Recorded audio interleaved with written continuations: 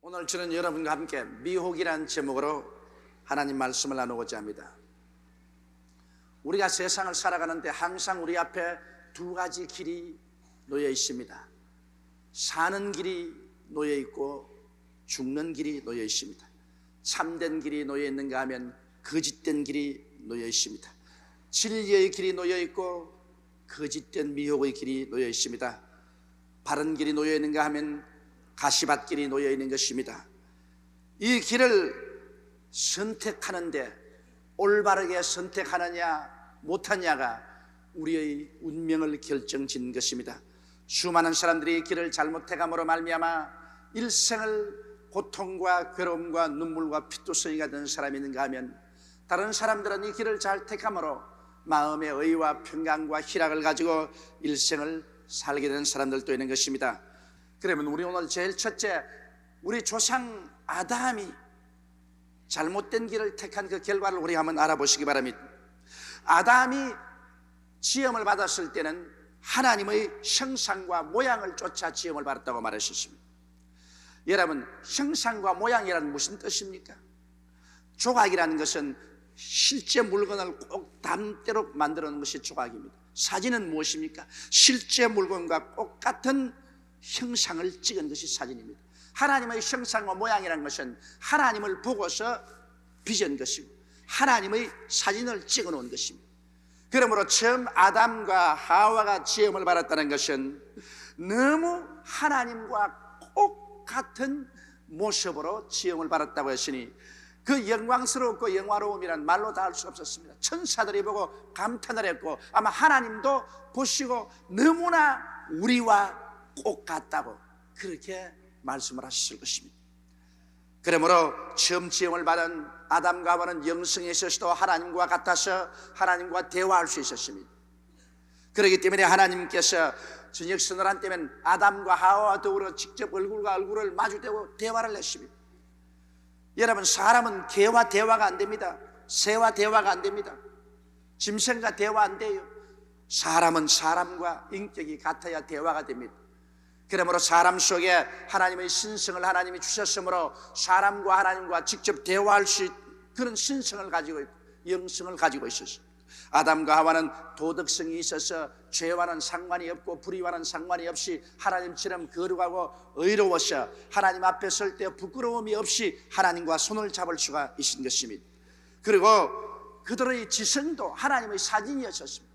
하나님께서 아담과 하와에게 지성을 주어서 그 지성을 통해서 아담과 하와는 그 앞에 다가오는 모든 짐승들의 이름을 순간순간 다 지어줄 수 있을 정도로 컴퓨터와 같은 그런 머리를 가지고 있었습니다.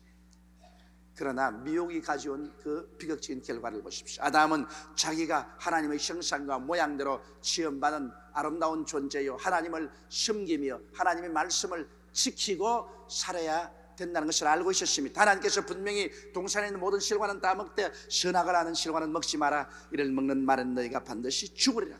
좋고 나쁜 것은 하나님이 결정한다. 너희는 하나님 밑에 있어서 하나님이 좋다고 결정하면 그것을 따라가고 하나님이 나쁘다고 하면 그것을 따라간다. 너가 주인이 아니라 하나님이 주인이고 너는 하나님의 따르는 섬기는 청지기다. 그러므로 청지기는 주인이 결정하는 바를 따라가는 것이지 청지기가 마음대로 결정하는 것이 아니다. 그러므로 너는 영원히 이 세상에서 하나님을 섬기는 청지기로 살아라. 스스로 선악을 판단하면 너가 하나님이 되는 것이기 때문에 너가 주인이 되는 것이기 때문에 하나님과 대결됨으로 너는 하나님 앞에서 쫓겨난다. 분명히 하나님이 가르쳐 주셨습니다. 그럼에도 불구하고 그들은 미혹에 빠졌습니다. 사탄이 와서 말했습니다.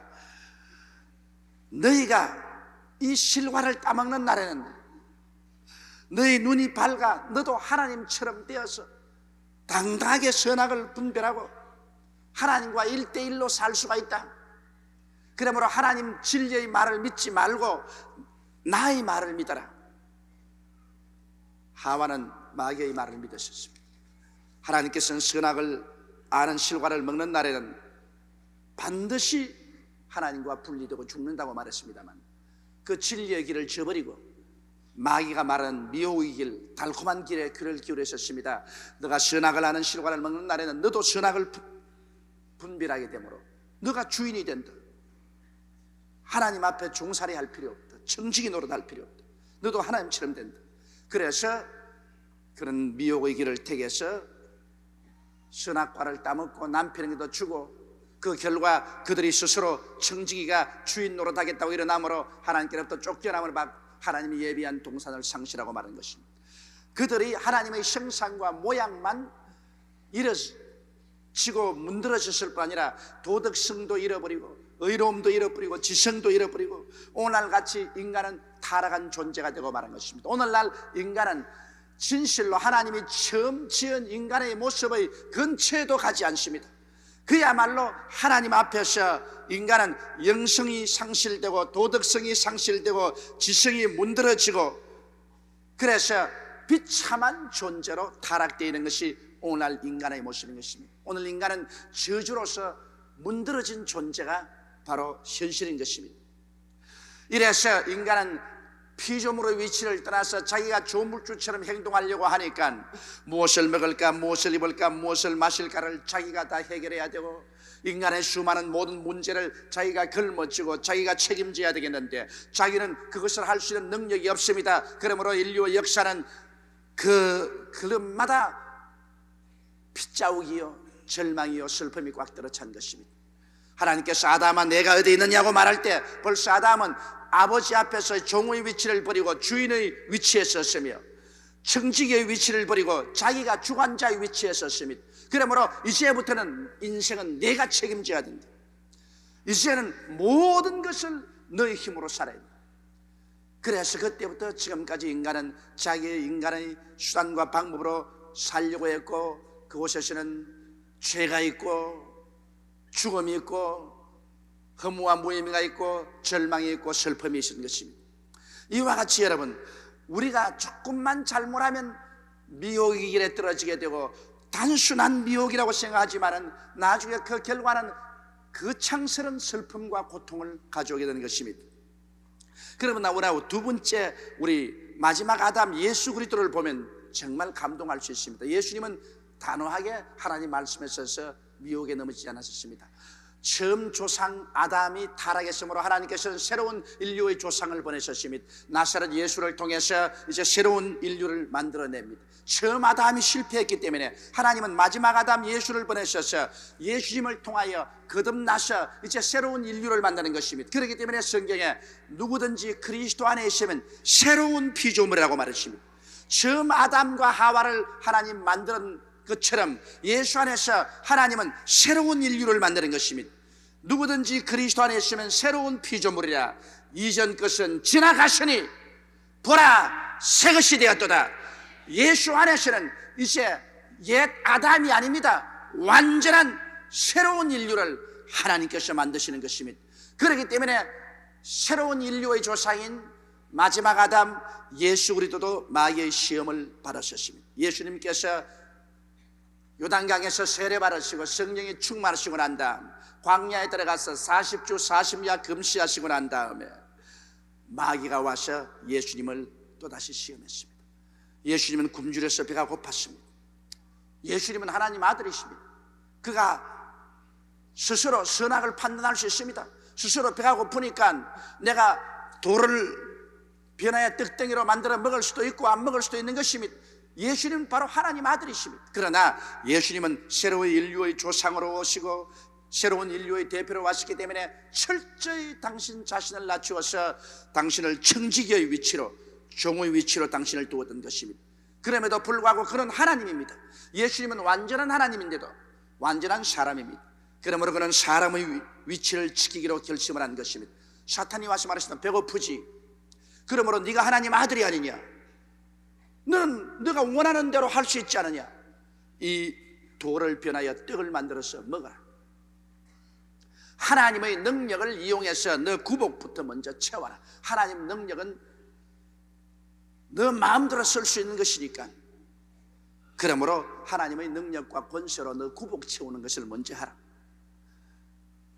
미혹의 길로 이끌어 주셨습니다. 그때 예수께서는 단호하게 마귀에게 말했습니다. 사람이 떡으로만 살 것이 아니요 하나님의 입으로 나오는 모든 말씀으로 살 것이니라. 왜냐하면 하나님께서 이 돌을 떡으로 만들어 먹으라고 말씀하셨으면 그건 뭐 두말할 필요 없이 그대로 순종해서 돌을 떡으로 만들어 먹었을 것입니다만, 미혹의 영인 사탄이 와서 그렇게 하라고 하는데 사탄의 말을 듣고 돌을 떡으로 만들어 먹을 수는 없습니다. 예수님은 철저하게 자기가 선악을 판단하지 아니하고 오직 하나님께 선악 판단을 맡겼었습니다. 하나님이 선하다고 해야 그것을 하지, 하나님이 선하다고 하지 않을 때는 안 하기로 그는 마음속에 결심한 것입니다. 그러자 사탄은 예수 그리스도를 높은 뼈중탑에 데려 올라가서 수많은 사람들이 예배드리러 오는 성전 뼈중탑 위에 말했습니다. 뛰어내려라. 성경에는 말하기를 하나님이 천사를 보내어서 너 발을 받들어 너 발이 돌이 부딪히지 않게 하겠다고 말씀했지 않느냐.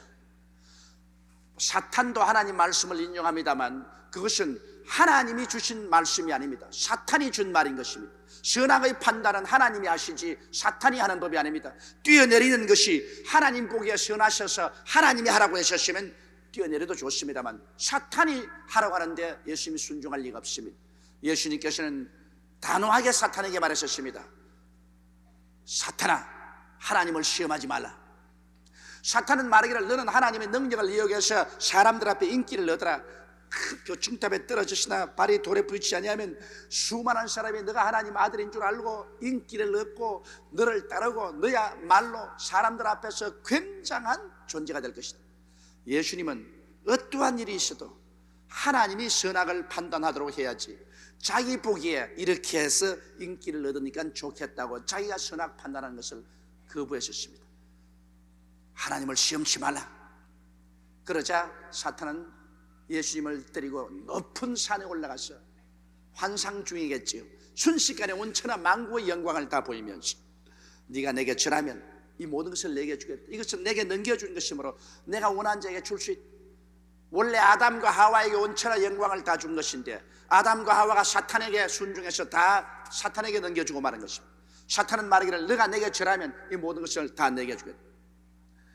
예수 그리스도는 물론 만왕의 왕 만주의 주로 오셨고 세상의 왕으로 오셨습니다만 하나님 아버지가 주시는 것이면 예수님은 받습니다.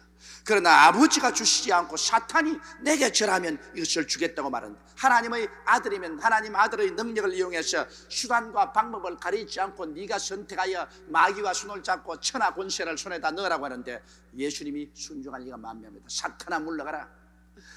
오직 내 하나님께만 경배하고 그만 순종하는 말씀을 가지고 마귀를 물리치셨습니다. 예수님께서는 스스로가 선악을 판단하지 않으셨습니다.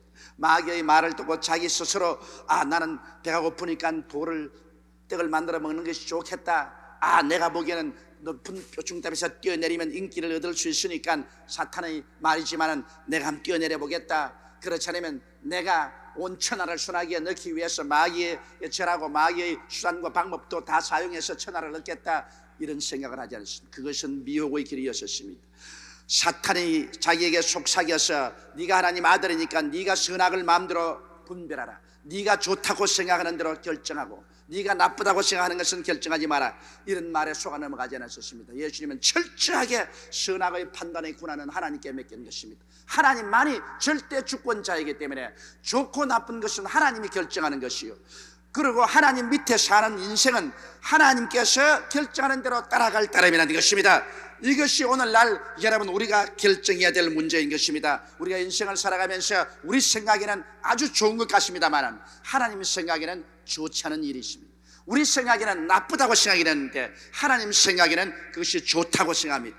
생각에 좋고 나쁜 것은 우리가 결정할 권한이 없습니다. 하나님께서 결정할 권한인 것입니다. 그러므로 여기에 좋고 나쁜 하나님의 결정이 성경에 기록되어 있으므로 우리가 하나님 말씀을 통해서 우리는 하나님의 선악의 결정에 따라야지 인간의 선악 결정에 따르면 안 되는 것입니다. 사탄은 언제나 와서 우리에게 미혹을 하기를 하나님이 선악을 결정하게 하지 말고 네가 마음대로 선악을 결정하라. 네가 마음대로 좋은 것은 좋은 대로 하고 나쁜 것은 나쁜 대로 하라. 하나님 말 기다릴 필요가 없다고 말하는 것입니다. 여기에 언제나 미혹에 떨어지게 되는 것입니다. 셋째로 제가 여러분께 알고 싶은 것은 20세기의 우리 미혹을 한번 보십시다. 성경에 보면 여기에 주님께서 아주 놀라운 비유를 드러놓으셨습니다. 한 부자와 거지 나사로의 비유인 것입니다. 한 부자는 돈을 굉장히 많이 벌었었습니다. 그리고 그는 사회적으로 지위도 높고 권력도 굉장히 있는 사람인 것입니다. 이 부자는 굉장히 그 마음속에 현실적이고 물질주의적인 사람이었습니다. 물질 만능주의로서 그는 있는 힘을 다해서 수단과 방법을 가리지 않고 물질을 모았었습니다. 그리고 권력과 출세 만능주의로 물질을 잘 사용하고 줄을 잘 타서 그는 자색 옷을 입은 아주 권력 있는 사람이 된 것입니다. 그리고 그는 쾌락 만능주의로 매일같이 주지 육림에 빠져서 연락하며 살았었습니다. 그는 현실과 세속 제일주의로 살았던 것입니다.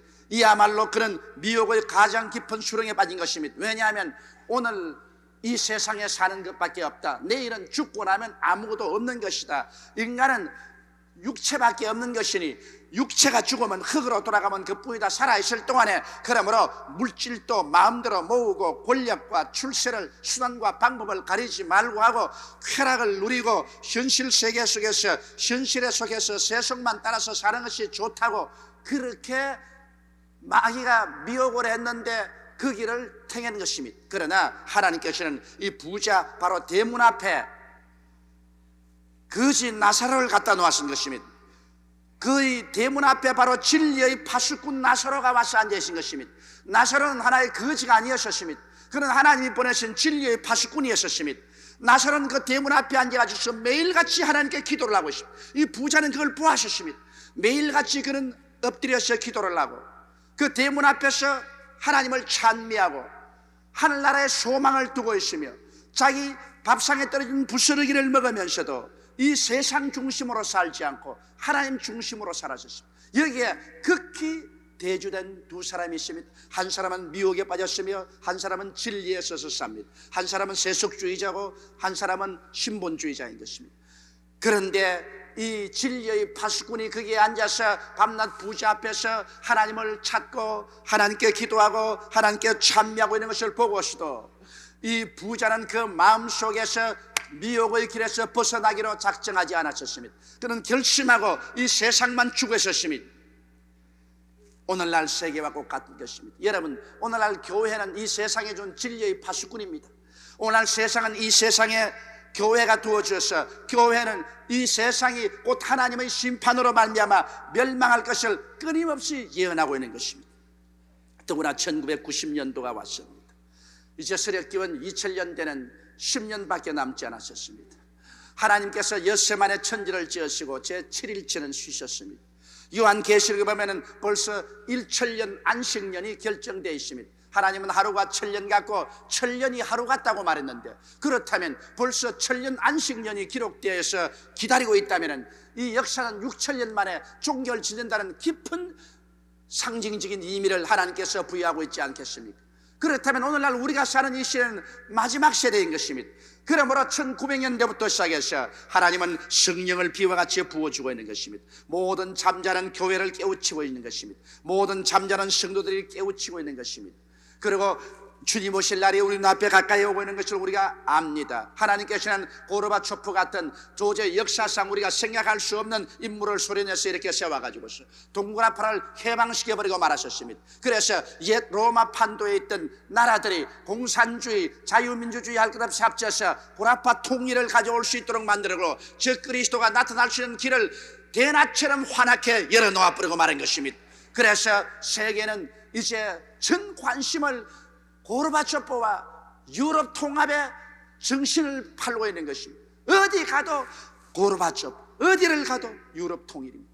사람들은 이것을 말하고 있으면서도 이 현실적 역사 속에서 이 상황 속에서 어떻게 하면 유럽 통합을 통해서 더 큰 부자가 될까, 더 큰 권력을 얻을까, 더 쾌락을 얻을까, 더 현실 세계 속에서 살까 애를 쓰고 있습니다. 그러나 성경을 아는 우리들은 이 모든 역사적인 변화 속에서 세계가 흘러가는 의미를 우리는 해석하고 있는 것입니다. 이제 세계는 마지막 종말을 향하여 달려가고 있다는 것을 알고 있는 것입니다. 역사의 수레바퀴가 이제 마지막 굴러가고 있다는 것을 알고 있는 것입니다. 이제 벌써 하늘에서는 준비가 진행되어 가고 있는 것입니다. 천사들이 행진할 준비를 하고 있는 것입니다. 이제는 천사장이 나팔을 불 준비를 하고 있는 것입니다. 예수님은 공중에서 강림할 예비를 하고 계신 것입니다. 순식간에 이제 주께서 호령과 천사장의 고함과 하나님의 나팔로 친히 하늘로 쫓아 강림하실 때 주 안에서 죽은 자들이 살아 일어나고 살아남은 우리들이 다 변화되어 공중으로 올라갈 순식간에 그 때가 어느 순간에 다가올지 모르고 있는 것입니다. 마치 부자의 대문간에 나사로가 앉아서 부자 앞에서 매일 기도하면서 경고하는 것처럼 오늘 교회는 이제 마지막으로 이 세계에 죽어가는 인류들을 향해서 경고하고 있는 것입니다. 지금이라도 늦지 않으니 잠에서 깨어 일어나라. 지금이라도 회개하라. 지금이라도 예수께로 돌아오라. 지금이라도 십자가 보혈로 돌아오라. 너희 마음대로 살지 말고 하나님이 선택한 길을 걸으라고 말하고 있는 것입니다. 하나님의 선택한 길은 여기에 있습니다. 하나님이 세상을 이처럼 사랑하사 독생자를 주셨으니 누구든지 저를 믿으면 멸망하지 않고 영생을 얻으라는 것입니다. 아들을 믿는 자에게는 영생이 있고 아들을 믿지 않은 자에게는 영생을 보지 못하고 도리어 하나님의 진도가 그 위에 있겠다고 말한 것입니다. 여기에 하나님께서 결정한 선악의 길이 있습니다. 예수 믿는 것은 선한 길이고 믿지 않은 것은 악한 길입니다. 예수 믿는 길은 사는 길이고 예수 믿지 않은 길은 죽는 길입니다. 예수를 따르는 길은 사는 길이고 예수님을 반대하는 길은 죽는 길입니다. 선악의 결정은 하나님이 내려놓은 것입니다. 그런데 사람들은 예수 믿지 않아도 좋다고 자기 마음대로 결정을 합니다. 사람들은 물질을 따라 사는 것이 좋다고 합니다. 권력과 출세만 가지면 좋다고 합니다. 쾌락만 누리고 살면 된다고 합니다. 현실과 세속 제일주의로 삽니다. 인간은 스스로가 주인이 되어서 자기 스스로가 선악을 판단하고 삽니다. 그러나 여기에 하나님을 따르는 자는 진리를 따르게 되는 것이고 인간을 따르게 되는 자는 미혹을 따라서 멸망을 받고 마는 것입니다. 성경은 그것을 결정적으로 보여주고 있습니다. 부자는 죽어서 미혹을 따라간 결과로 음부에 떨어져 불꽃 가운데서 번뇌하게 되었고 진리를 따라간 나사로는 죽어서 천사들에게 받들여 낙원에 올라가 아브라함의 품에서 위로를 받게 되었던 것입니다. 넷째로 미혹을 피하고 이 마지막 길을 우리 살아가는 길을 알아봐야 되는 것입니다. 우리는 꽉 들어찬 미혹에서 우리가 마지막 예수 그리스도의 강림하심을 맞이할 수 있는 그 기회를 얻기 위해서는 우리 마음속에 탐욕을 버려야만 되겠습니다.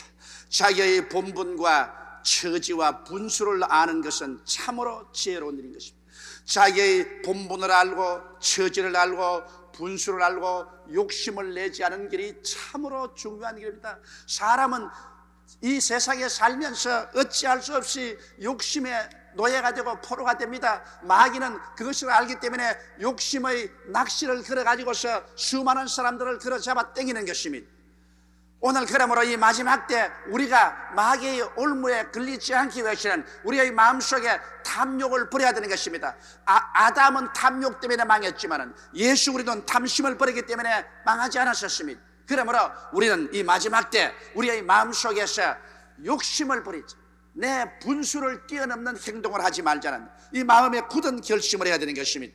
그 다음 진리의 말씀에 귀를 기울이고 늘 회개하며 살아야 되는 것입니다. 이 진리는 거울과 같는 것입니다. 여러분, 시집갈 처녀는 신랑을 맞이하기 전에 늘 거울 앞에서 삽니다. 거울 앞에서 자기 얼굴을 바라보고 머리를 만지고 얼굴을 매만지고 옷매무새를 봅니다. 이 성경은 우리의 거울입니다.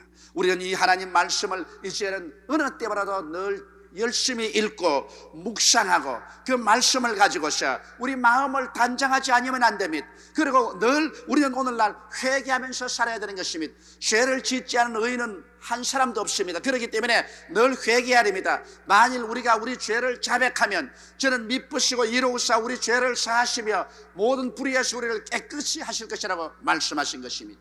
이렇기 때문에 우리는 늘 말씀의 거울에 우리 자신을 비춰보고 늘 회개로서 우리를 씻으며 진리를 따라 살기를 전력을 기울여서 힘써야 될 때 우리는 살고 있는 것입니다. 그리고 우리는 항상 기도하고 성령의 도우심을 구해야 합니다. 성령도 우리 연약함을 도우시기 위해서 이 땅에 와 계신 것입니다. 우리의 힘으로는 이 미로와 같은 세상에서 이 미혹의 길을 이겨갈 수가 없습니다. 그렇기 때문에 하나님께서는 우리의 연약함을 도우기 위해서 보혜사 성령을 우리에게 보내주신 것입니다. 이러므로 우리는 기도를 통하여 예배를 통하여 성령님과 매일 동행해야 됩니다. 그 때문에 제가 여러분에게 이제 말세가 될수록 교회 주일 출석만 할 뿐 아니라 수요일 날 공부에도 출석하고 매일 집에서 가정 예배를 통해서 하나님과 교제하고 성령과 교통하라고 하는 말이 그 말인 것입니다. 성령께서 우리 연약함을 도와주시는 것입니다. 성령이 우리에게 늘 마음에 심령을 소성케 하며 늘 기도하게 만들며 말씀을 사모하게 만들며 하나님 앞에 간절한 심정을 가지도록 도와주시는 것입니다. 마귀는 자기의 때가 이제 정말 얼마 남지 않았기 때문에 모든 마귀의 군사를 다 동원해서 전력을 기울여 택한 사람 한 사람이라도 미혹에 떨어지게 하려고 전력을 기울이고 있는 것입니다. 우리는 오늘날 이 시간에 이제 최후의 결전을 할 때가 온 것입니다.